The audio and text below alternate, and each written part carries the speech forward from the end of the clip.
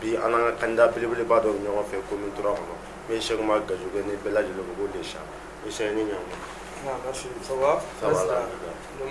Malata. Yɛrɛ. Malata. Déjà bi an wulila ka s'i ma ɲininkali dama dama m'an bolo an bɛna sɛbɛn la ɲininkali fɔlɔ an y'a mɛn Cheikh Oumar Gadjoge les champs dɔw ko ko Mali muso ka les champs n bɛ fɛ ka dɔn Mali muso ka les champs mun ye kɛ Mali muso ka les champs. Alhamdulillah, alhamdulillah. Mali muso ka les champs Mali muso ka Gadjoge min ye n ka ye n b'a f'i ye ne ni n baw jɛra ni y'a san 8 ye n bɛ kɛlɛ dɔw de la u ye minnu ma lafiya du tɛ lafiya sigida tɛ se ka diya jamana yɛrɛ tɛ se ka diya ne ni n baw b'o ko jɛ kɔnɔ parce que o y'a ye o denkɛ min ye n b'o kɛlɛ de la n b'u ka kɛlɛ de la n banna fana ka microcrédit créer an balakaw ye microcrédit n'o y'u ka tɛnɛnnen ni taratani ni arabanin musani bɛ yen jumani bɛ yen sibirinin bɛ yen karani bɛ yen n y'o sigi n baw ye bi o tɛ bi jɛ ye o ye kunun jɛ de ni n baw b'o kɔnɔ dɛmɛ bɛ ɲini k'a d'u ma u b'a ju don ɲɔgɔn na kalo saba n bɛ tɛmɛ ka taa lajɛ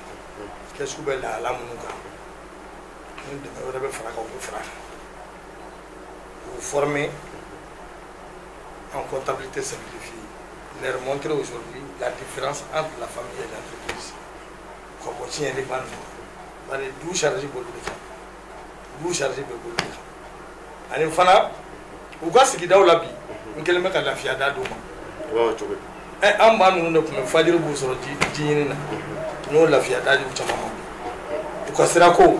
olu de b'u ka sumanw ta u bɛ n'a feere dugu kɔnɔ. Familial b'u la, a familial ninnu bɛɛ bɛ bɔ togoda ninnu na. Commune 3 kɔnɔ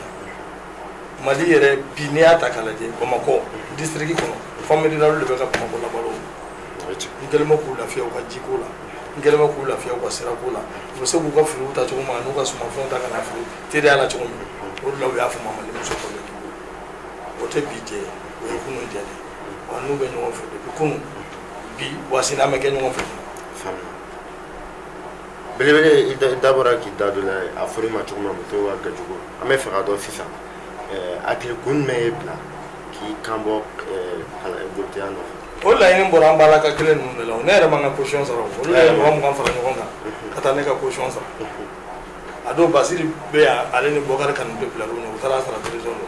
u ye 20 de fara ɲɔgɔn kan a bɛnna 57,000 ni 500 a caution 50 olu de y'a sara ne m'a sara ne Gadjogo m'a sara. Mais e yɛrɛ Gadjoge ne ye ɲininka sisan e yɛrɛ fɛ hakilina jumɛn bɛ t'o poussé ko ka taa ɲɛɲini bɛ k'i kan bɔ député bari ko n'i y'a kɛ dɔ de bɛ fara dɔ kan ne tɛ cɛsiri olu ye depuis kunun wa députéya budget tɛ député bolo mais député bɛ se ka ko caman dayɛlɛ i ka sigida maaw ye an baw wulila k'o de fɔ ko ni Gadjogo n'i sɔnna nin ma n'ale y'a d'a ma dɔ de bɛ fara dɔ kan i m'a sɔn kun ye wa hali denw ka kalanko b'o la u denw an denw olu ka kalanko b'o la. Ne n'an baw tɛ ɲɔgɔn fɛ microcrédit in fana denw ka hami min b'an bɛɛ lajɛlen na bi o fana b'a kɔnɔ. Denw ka hami. U denw ka hami a n'an yɛrɛ denw an bɛɛ lajɛlen denw ka hami kɛ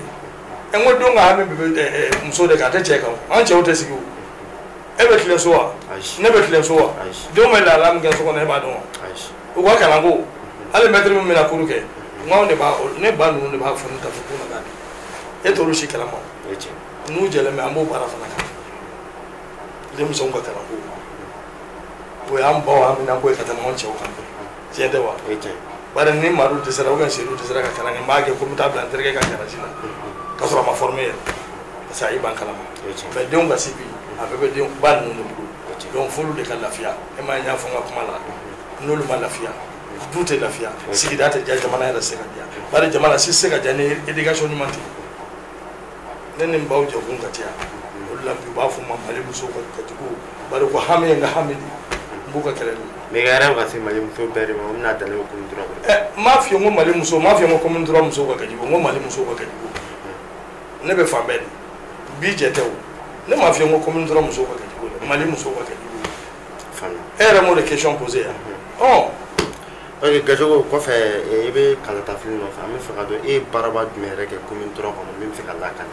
Alhamdulillah alhamdulillah comme aw ye journaliste ye sinon mais ni n ko n bɛ n da don o la n bɛ bila Ala la o tɛ n taabolo ye o mais fɛn kɛ commune kɔnɔ n y'a kɛ ala de kama n ye ko kɛ Bamakɔ n ye ko kɛ Mali kɔnɔ n y'a kɛ ala de kama mais n'aw journalistes a tun ka di n ye a ko Gadjigo ɲininkali kɛ maa wɛrɛw la olu ka a ka misali ta olu ka témoignage fɛ ni ne ko n bɛ n da don olu la n bɛ sɔn ka bila ala la c'est pas bon parce que n y'a bɛɛ kɛ ala de kama ne b'olu kɛ don min o kɛwale ninnu kɛ don min ne t'a fɔ ko ne t'a dɔn ko n bɛ n présenté n t'a dɔn ko n balakaw bɛna ko n ka n présenté député ala ta n ko bɛɛ yan mais ni ko n ka n da don donni na n bɛ donni f'i ye mais n b'a fɔ ala ka yafa n ma ala ka yafa n ma ala ka yafa n ma bari n taabolo t'o ye hali sisan an bɔra k'o fɔ u bɛ taa foli dɔ la bi Sirakɔrɔ ne tɛ taa o ne ye Sirakɔrɔkaw ka sira dilan o ma ne y'o ɲa la o Kulunin kɔ ne ye forage kɛ Kulunin kɔ ka Kulunin kɔ sira dilan o ma ne y'o ɲa la o kulu ne ni n ka maaw taara ka taa lajɛ ka taa dugutigi fo o dugutigi ko ba an denkɛ kana sa n k'a ye ten ne an ka Sirakɔrɔw tagama ka taa worotan ta k'a d'a ma ne n ka délégation adamadenw n'i ye fɛn fɛn kɛ maaw ye ne b'a kɛ ala de kama mais e ko bi k'e bɛ question poser ne kun ne ye fɛn fɛn kɛ n k'o fɔ o de la n ko ala ka yafa n ma a fɔli man di n ye ne ye kɛwale min kɛ commune kɔnɔ Bamakɔ kɔnɔ commune dɔrɔn tɛ dɛ i bɛ ɲininkali k'o la bɛɛ tɔgɔ bi kɔ a ka di ne ye adamadenw ka ne ka témoignage fɔ aw ye aw journalistes ye ka sɔrɔ ne Gadjigo m'a fɔ bari n'i y'a fɔ n bɛ bila ala la n bɛ dan nin yɔrɔ la ni n ko n b'a bɛɛ citer bi i ka temps bɛɛ bɛ perdre k'i to yan wa ne tɛ n'a kɛ bari n bɛna bila ala la bɛɛ tɔgɔ bi kɔ n ye min kɛ bi san 8 in kɔnɔ ne fa a bɛ se ka wuli ka don togodaw la quartier kɔnɔ maaw b'a témoignage k'aw ye o de ka di n ye o de ka di n ye olu sɛwalew bɛ témoignage min kɛ ale bi ne ni n kɔmɔgɔw bɛɛ lajɛlen maa min kɛlen bɛ k'i ka baara bila bi ka tugu Gadjigo kɔ bɛɛ b'a dugawu sɔrɔ mais ni ne ko n bɛ kuma ka kuma n bɛ bila ala la o man di n ye voilà. Gadjigo an ɲɛ b'a la i ka laɲini bɛ fɛn dɔ nɔfɛ sisan min ka don wasabulon kɔnɔ n'e donna wasabulon kɔnɔ i ka projet bɛna kɛ mun ye ka ɲɛsin mɔgɔw kɔrɔ. Mon frère nin ye question min ye nin wasabulon ko don ni wasabulon ko tɛ j'ai en train de me battre tous les jours pour l'épanouissement de nos mamans la wasabulon ko tɛ n'u ka jɛ tɛ wasabulon ye fana ne y'a fɔ n ka meeting don n ko ni jamana ka hɛrɛ bɛ maa min bolo an bɛɛ ka wuli commune ka hɛrɛ bɛ maa min bolo an bɛɛ ka wuli ka taa an ka kalan sɛbɛnw ta an ka voter ye ne t'a fɔ ko ni ne kɛra député nin projet bɛ ne bolo n balakaw ye o quand je serai élu d'abord je serai le député de tout le Mali pas en commune 3 seulement je serai le député de tout le Mali et a filanan ye mun ye ni ne kɛra député commune 3 kɔnɔ ni ne kɛra député commune 3 kɔnɔ projet fɔlɔ ye jumɛn de ye projet bɛ soumis an député la de o n'a soumis na anw na an kan ka mun de kɛ fɔlɔ ne bɛna n kɔ segin o peuple kelen in de ma fɔlɔ n'o 90% y'an balakaw ye ne bɛna n kɔ segin olu de ma an bɛ sigi de nin projet de soumis na anw na aw hakilina ye jumɛn ye olu bɛ noter de an bɛ sɔrɔ ka t'olu défend min bɛ fisaya o ma n'u y'o fɔ u ka revendication na an bɛ t'o de défend a projet filanan loi caman taara u ye o an baw ye o denmisɛnw ye o mais je te promets aujourd'hui n'ala y'a nɔgɔya i b'a mɛn si ni kɛnɛya de ka gɛlɛn ko y a une loi Gadjigo pour les femmes et pour les enfants e b'o fana mɛn o bɛ n ka projet kɔnɔ i y'o faamu an baw an denw ni législative don ni législative tɛ ala kana ne salaya olu ka hakɛw ɲinini na ala kana ne salaya olu ka hakɛ ɲinini na élection ma ne n'u cɛ o ne bɛ continuer o lancer kɔnɔ de o ye n taabolo de ye adamadenw dɛmɛ ne ye ne taabolo de et surtout an baw et surtout an denw i y'a faamu. Gadjigo n'i donna wasabulon kɔnɔ i bɛ taa commune 3 de représenter e yɛrɛ fɛ commune 3 ka gɛlɛya bɛ yɔrɔ jumɛn sisan. Merci mon frère. Je suis né à Tomongorougou, c'est le plus grand quartier de la commune 3, mais la commune non. Depuis ala ye ne Gadjigo da n wolola yan ka mɔ yan n ma deli ka bɔ n ka commune kɔnɔ je connais les problèmes de ma commune n bɛna misali fɔlɔ ta le quartier de Kuluba c'est l'histoire c'est Kula la présidence e bɛ Kuluba sigi cogo dɔn Kuluba sigira depuis temps kɔnɔ wagati k'a di chauffeur de ma u ka sigi bari yen tun ma sɔrɔ u ka buguda de togoda de kun buguda de kun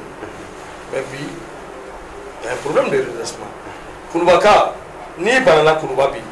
ou bien muso tintɔ fo ni saisie de taara kala don couloir kɔnɔ an kan ka bɔ o kɔnɔ an bɛ siècle min na bi o kan ka kɛ Gadjigo ka priorité dɔ ye bi a sera ko le redressement de Kuluba o kan ka kɛ ne ka priorité dɔ ye bi que je sois élu ou pas o bɛ n ka projet kɔnɔ n b'o kɛlɛ la fana n b'o kɛlɛ la n'i y'a jateminɛ bi commune 3 kɔnɔ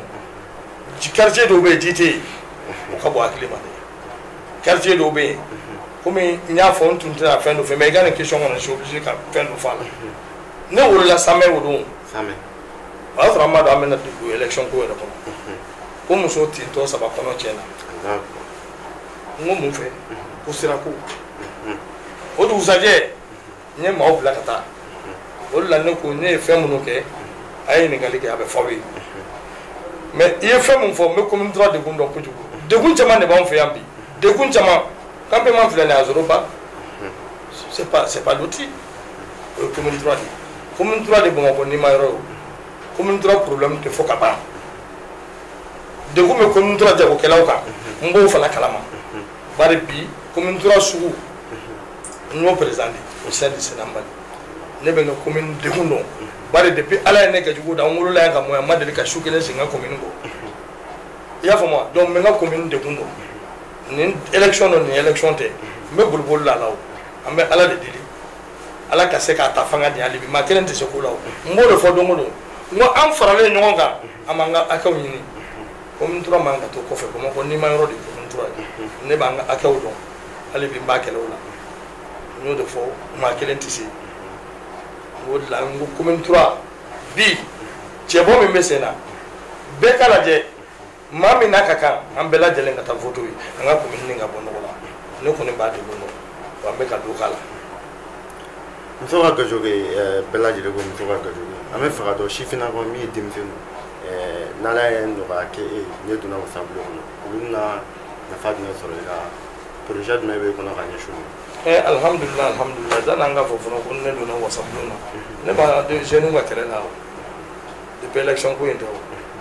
mɛtiriw ka problème daminɛna ka sɔrɔ élection tɛ yen mais ne ye min kɛ k'a fɔ an se yan u y'a mɛn. e n'u sigira ka kuma si n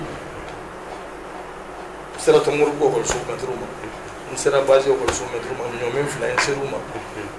nka n k'a lajɛ c'est vrai a bɛ kɛlɛ la mais a bɛ ban o wagati ko dɔ la a bɛ ban mais an t'a lajɛ an den minnu bɛ examen la ɲinan an t'a lajɛ an ka cours du soir ne d'olu ma problème bɛ ban dun o y'a sɔrɔ quand même niveau kɔni b'u la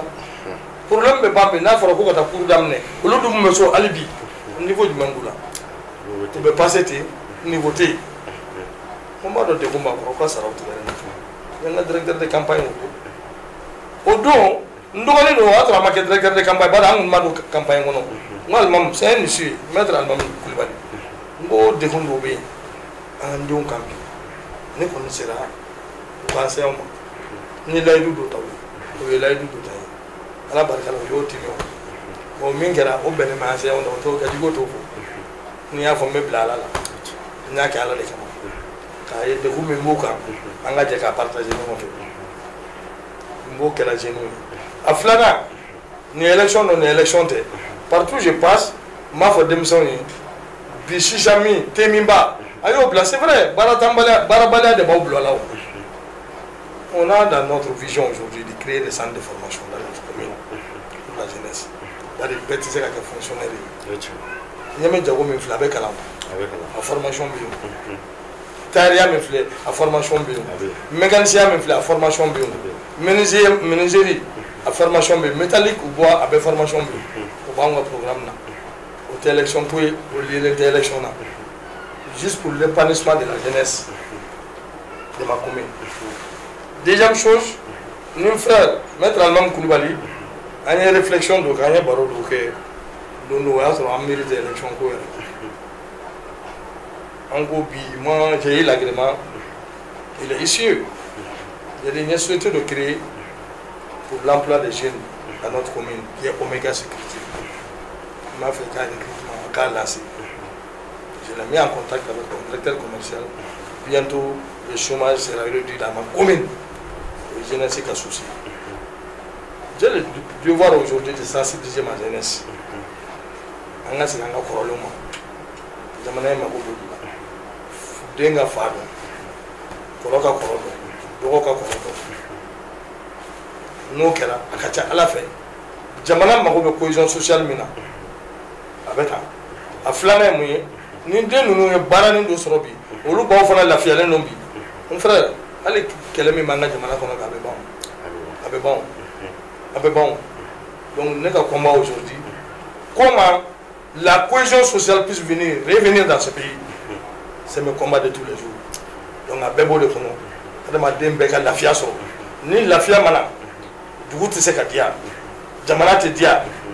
donc, tu vois qu'elle est au début, le mot de qu'elle est là. Beka don nonike, d'où est la FIA de la Sigida ou la FIA de là. Mais, mon frère, bi e jega du fi yoro na be iran kan be bo sigi nyoko ma me ye shie de la sini o iran kan go sigi nyoko ma me o lu e kini ne dun tele ga fe la fe ka toni kala o dun soufe on fera aussi que c'est ka dia sa e ka tulu iran ga ma on dala don fente ka bo on fi o sigi be dia o ka ti wo ka kele bi be ka don noni ke don ga bara bu lam ne raso bobu ko micro credit na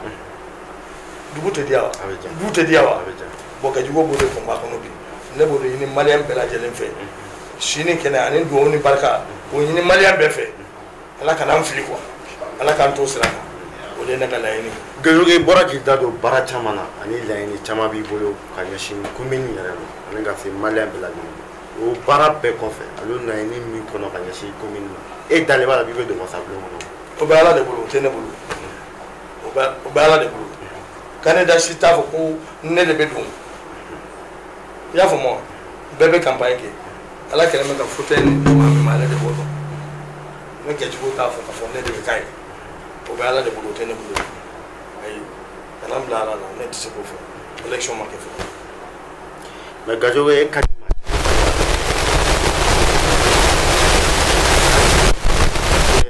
long o fodi jibo abado mo ne gajo we jibo abi kala ay fo anga spécimen na législative la photo ta kan bega logo de baka bega logo de baka gajigo e candidat de gajigo do mo na fa irni kono wot la ka question ma ko ex ko ne dala ma ko me do ngonto fo ya ngo ba ala de bolo tene bolo bebe campagne ke wo be ke be no fe mais mami nganga si ala de bolo na marché to do donc anga spécimen fa na ni ata kala je candidat chef photo ta kan ne photo ta kan c'est le photo ta kan ma do photo ta kan o mo photo ta kan beka sin logo de baka maro ni afum ne do dina do ma ko no irni mo naga directeur de campagne dina do mo no fe irni mo wa ne tena tu ma ko fana vote yo ne ke ya fa mo frère to la ngo ala de ba do ma men besi ne to do ne te do no ma no fe irni mo ma shi te do ma no fe irni mais na mi la yebe min no fe e kadi doy we fra ta vote gajo we afrika do ne gajo go ka parti chuti au final, on va dire, c'est pas mon frère, et toi, Mohamed, bon, tu vas pas me dire, il ne faut pas aller chez Market, tu vas me dire, elle a te fait que ça, elle a été ma vie. Et maintenant, qu'elle est, Fila Saba, Nani. Qu'elle est, Fila Saba, Nani. Et bien, le cordon, on s'en va joli, Nani Tewa. Exactement, là, nous gagnons bien, mais il y a un Nanama. On l'a entendu à la main. Ni matlane yana o adlana ne yana ne ta don ngamura bena nani ma ala re ibora kore ibora klebi ibora kay kay ibora fe ne benenu nani ma muso bere bare muso de ka ko benika iko muso iko ade iko de iko aba ni ala ka je ni ala ka kede o ne te o ne mani te o ko we wala مثلا نافر تغير كاميرا لا بقول فوتي كجوجو تشوغو ما هو فوتي كجوجو تشوغو من مايا إما مالي كارتيه كجوجو بلو نتيجة فلا كنوا نعم تشدون نمسو إما نتيجة فلا مو مالي نتيجة بار مالي سكنا ودي نك اللوجو نان فلاني سيادم مالي كارتيه من نعم بلو بس مالي كلين نعم بلو على ما نبي أنا أكيد ناسي ودي ما مو جمانا بلا لا من كامبي أنا بلو فلا بخو وده ما فين بيني مالا gajogo mbe dole ko fe kala tafli gajogo e wa tro fendo bi le cadre de la terre aya ye élection terminé présidentielle cadre de la terre min bora afara bo pratique no yuko o croire be ka bo ka wole kan la fi kan bogama ani malen be bela jelema be ga bo ka tika cadre de la terre ta chugum na manga ne bi fe bo la fi kan bo merci Mohamed wole quand même mena boulot en tant que citoyen malien c'est vrai élection législative de pays ne tcheboy ko min tubala mais kuma folo en tant que malien ka be sensibiliser mali fantan nani be be ke tika carte d'électeur uta min trote de mali fantan nani be ka wele kam la malien cɛ muso denmisɛn makɔrɔ maa ma se ka voter bɛɛ k'i ka carte d'électeur ta ni na ko tɛ carte d'identité permis i bɛ se k'i ka carte d'électeur kura ta aw ka lajɛ hali bi aw ka sigidaw la maa joona ka kan wasabulon tɛ sodenni ye dɛ sariya bɛɛ ta yɔrɔ ye yen de jamana komi an y'a fɔ cogo min jamana b'an bolo cogo min mali in kana bi ni bɛɛ bɔra ka t'i ka carte ta k'a lajɛ jɔn ni wasadenya ka kan bi an ka sigida la a ka bɛɛ ka bɔ ka taa voter ye komi n tora dɔrɔn tɛ mali fantan naani bɛɛ n b'o wele kan de jamana in ka bɔ nɔgɔ la ten sa jamana in sɛgɛnna taux de participation a ka se ka bonya o ka ɲi jamana yɛrɛ de ma a ka dɔn k'a fɔ bi jamana kɔnɔ dɔw yɛrɛ sɔnna ko Mohamed de ka kan ka candidat ye Mohamed de ka élu an ka communauté la ne b'o wele kan de la di bɛɛ ma komi n tora tɛ mali bɛɛ o wele kan de bɛ mais Gajoge sisan an ka kɛ e kanu bɛ dɔ la cɛkɔrɔba do wulili ka gɛlɛ a ma ka da ka taa carte d'électeur ta mais fanga t'a la k'a lase e kɛlen bɛ ka fɛɛrɛ jumɛn la Mohamed i y'o min fɔ olu si tɛ candidat ka baara olu bɛɛ ye trafic de ye ne kanu bɛ Mohamed la ne tɛ se k'o dɔn k'e kanu bɛ ne la i y'a faamu wa i b'a fɔ i den ou bien e sigiɲɔgɔn do kabini min tɔgɔ bɛ ka fɔ a kanu bɛ na a ye tanga tanga carte d'électeur ta ne da tɛ don olu la e ma ye ne ko n ko mali fantan naani bɛɛ yan bɛɛ k'i ka carte d'électeur to a k'a lajɛ maa min na ka k'a ka vote ye ne tɛ taa maa ta i ka so i ka taa vote ɲɛ n tɛ wari di maa ma i ka vote ɲɛ n tɛ maa la mobiliser ka wari di ma i ka mobiliser ɲɛ o de la n ko n ka meeting don maa min n'a ka kan ne Gajugu yɛrɛ bɛ fara bɛɛ kan an ka taa vote ye Mohamed ne tɛ n da don o la ne n da don o la